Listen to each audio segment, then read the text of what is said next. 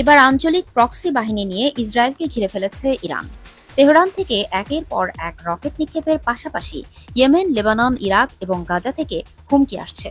ইতিমধ্যে ইয়েমেন ও গাজা থেকে রকেট নিক্ষেপ করেছে ইরানপন্থী গোষ্ঠীগুলো। যেকোনো সময় লেবানন এবং ইয়েমেন থেকেও ইসরায়েলের ঝাঁকে ঝাঁকে রকেট নিক্ষেপ হতে পারে।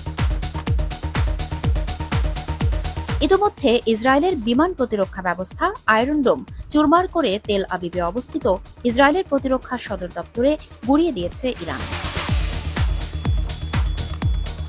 ইরানের সশস্ত্র বাহিনী আরও জানিয়েছে, আরেশ আত্মঘাতী ড্রোন দিয়ে ইসরায়েলের ভেতর বিভিন্ন স্থাপনায় সফলভাবে আঘাত হানা হয়েছে। ড্রোনগুলো ইসরায়েলে পৌঁছাতে পেরেছে এবং নির্দিষ্ট লক্ষ্যবস্তুতে নিখুঁতভাবে আঘাত এনেছে।